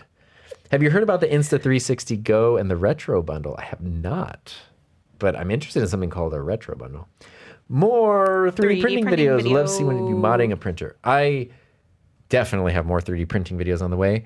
I'm not a huge modder though, which is why I got the bamboo printers. Cause like, I mean, other than like you can print out like a poop chute or whatever, humidity things for your AMS. I specifically did get the bamboo printers because I didn't want to mod my printers and stuff. I wanted plug and play, and that's what they're for, really. But if I ever do find something that's like, here's a really cool add-on accessory, whatever. Violet, what's up? What's up? Adding to the map. Ba-boom. Look at that. Boom. Oh, I've heard the roads and byways and highways of Atlanta are Fun. a friend of mine who lives there and does a lot of bike cycling, does a lot of cycling, rides bikes. He described the roads as a plate of spaghetti dumped on a pile of towels, like the way that it Wow. would go, and that's kind of how it feels. Can you see super chats on the YOLO box? I thought you could. Oh yeah, I can't. Oh my God. Yeah, I missed it. Sorry, Michael. I'm so sorry. But thank you for this. That is like a huge super chat. I really appreciate that. you. I think I just got distracted by the spam and stuff. Because I also, using the YOLO box today, oftentimes I stream with OBS using Aaron Parecki's live chat overlay. That shows super chats in a different way. And then when I use my Mac, I use Ecamm Live, which also shows super chats in a different way. So it's like each way of streaming has because I never use the same setup twice. Yeah. It's a mess. Even if it, like, how? Why would you do that to yourself? I don't think, Me? Oh my God, you guys should see my setup. I walk in, everything's on a remote, turn on the lights, power on, Ecamm, go. yeah. I can be up and running in 30 seconds. Even my desk setup, which in theory never changes, I do usually change the microphone. Like between. But you like that. I do. Yeah. But it's like, I think if you look at like my past 10 or 20 live streams, It's been different. there's at least a small difference in the gear in all of them. Because I just do that to myself. Hello from London. What's up?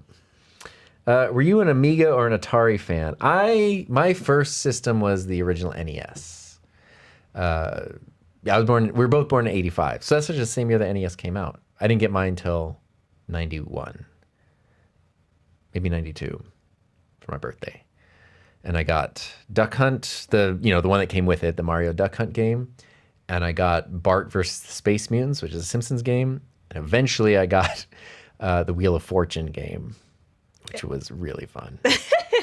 Awesome. And then eventually my dad, he had a friend that for some reason had a bunch of boxes of NES games.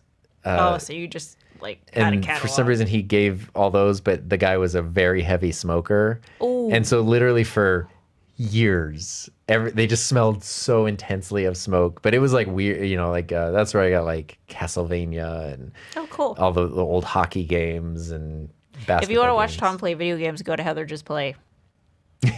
Tom Just Play. There's a lot of Tom playing video games on Yeah, that but channel. what I have been playing lately, actually, I've been playing Mother 3 on the Analog Pocket, which is like a cool emulator cartridge Game Boy type thing. Because I had the NES, the original Game Boy, the Sega Saturn, the N64, PS2, which is not the P2S, Xbox 360, Switch 2, Analog Pocket. Yeah, those are my consoles. Were you looking at me for verification? Yeah, well, because Xbox Series S, and you have the PS5. You were a PlayStation person. You had the PS5, Sorry, I PS4. saw this comment and I was like, is there a way that we could do that right now? What's it? We need a Heather Studio walkthrough. Could you do that right now? Like, I could we think I take can a just camera use. and go? I think I can use NDI on my phone. You need to see it in like its glory though. Like you need to see what the shot looks like. Well, you can go to youtube.com/ probably Heather Just Play would be the place Yeah. to go, and you can see it in its full. Yeah, you gotta see what the shot looks like because I think when you see the setup, it's gonna be like not that impressive, but I think the shot looks great. So we do have. I can use NDI on the phone and just carry this microphone Are we going? if you want to. Wait. Okay. Yeah, let's do it. All right, let's go. I mean, well, here, what we could also do. Do you want? What do We you want me could to do? we could take this a step further. It might be a little annoying for anyone listening, but we can just take our mics and clip them to ourselves. Can I just hold this? Oh yeah, you can, and I'll just do this Can you guys and be still the hear camera me? person. All right. Okay, We might and then break it.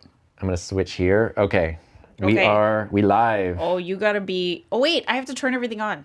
Well, I Let's can show you how you do it. Yeah. There might be some lag and sync issues because I also have the stabilization turned on here. Oh, you do have stabilization turned on. I wouldn't be able to watch this part because I get motion sickness. So I turned off the stabilization, so it's just the phone, but Come with me to the my NDI studio. app does have its own stabilization. Please don't trip.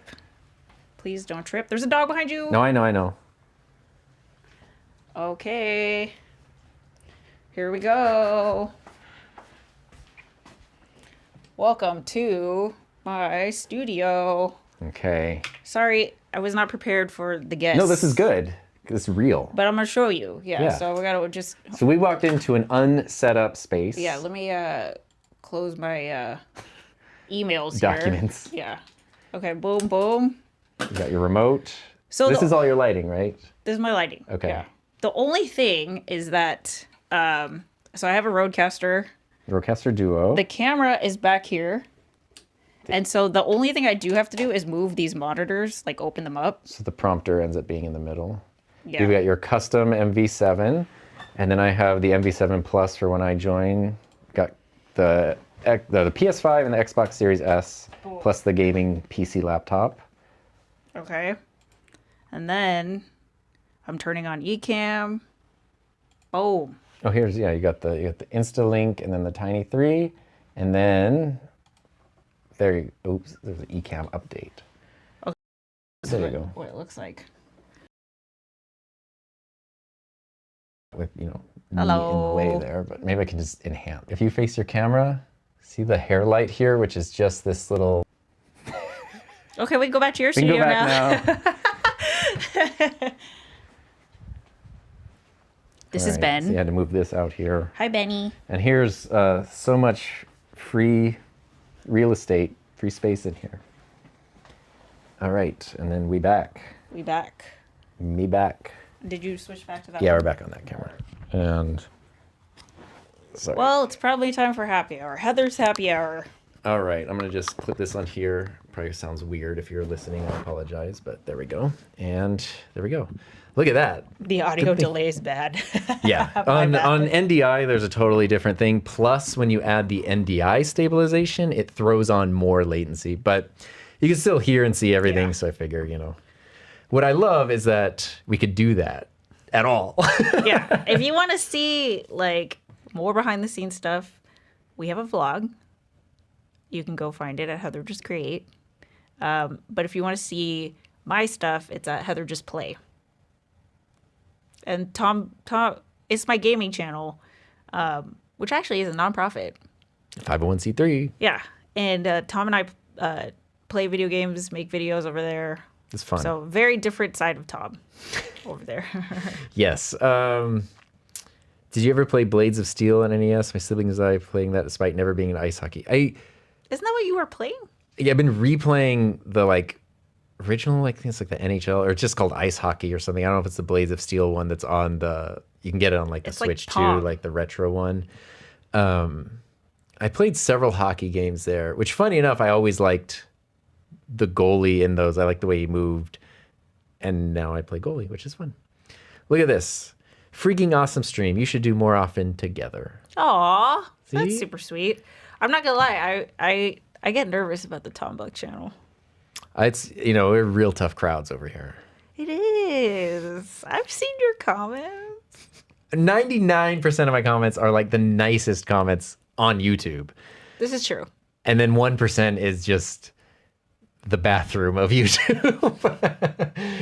But the vast Yeah, but the bathroom majority. people leave essays, and I just Sometimes feel they it just do, makes me yeah. feel a little weird. Sometimes they do. But you guys are all nice. Everyone here is nice. Do you all have an Obsbot camera plugged in? Yes, that would be the talent, not the talent, the tiny. Obsbot has a talent, but this is the tiny. No, this is the tail. They all start with T's. Tiny tail, talent too. It's like the Roadcaster I plus should the Procaster plus the Broadcaster, and those are all different things. There you go. Who doesn't want to watch this? The ambient lighting in Heather's studio is awesome. Tom seems like he needed a bigger space, brother. That's what Heather's trying to do, the groundwork for just what the possibility would be of building one of those pre-built Office shed in our backyard, office things in a yard. which I am documenting in our vlogs. So because Tom is not going to be part of he can't be part of the process. It gives him too much anxiety. So it's on me to do the research of how much is it going to cost, what's the timeline, what's the feasibility. But I have some mental hurdles to kind of overcome, which I have also shared in the vlog about people thinking Tom is a sellout because we're doing this kind of luxurious, Because we're going to build a shed. extravagant thing. I know, but dude, Which may or may not ever happen. and I know haters gonna hate, but whatever. It's just I'm showing the real here, guys. Okay. Love the purple hair and love the bus. Tom, been watching for number of years. First time I've caught a live stream from Hertfordshire, UK. Hertfordshire. Been bloody brilliant. Ah, thank you. I like how you said that. I appreciate that. Have some fish and chips for me, please. And I don't mean that sarcastically.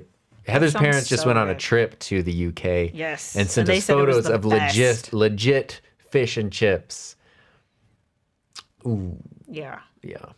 All right. I think that's probably a place to wrap it up. Thank you, Let's everyone wrap who it said up. hello from on the map here.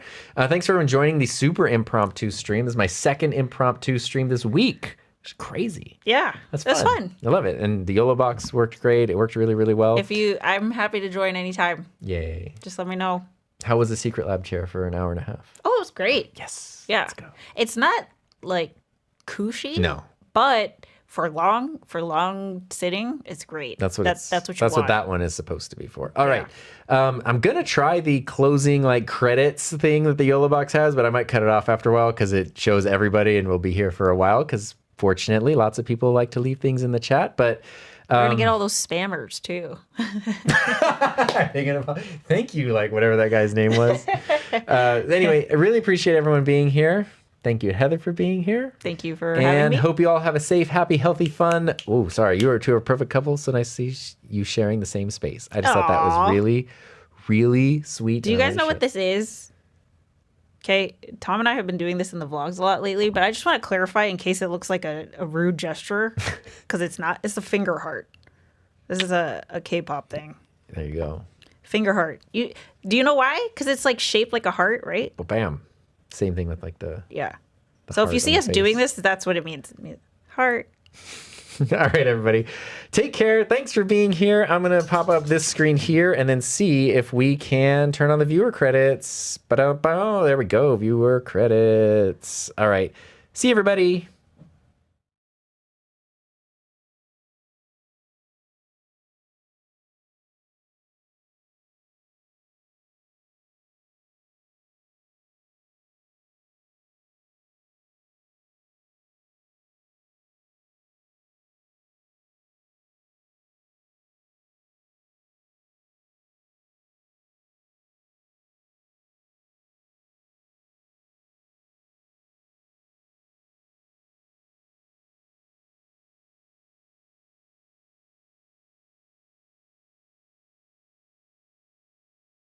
Sorry, I don't have the background song, so it's just quiet right now, but Here, I can entertain with my. perfect. Here's our outro music. Hold on.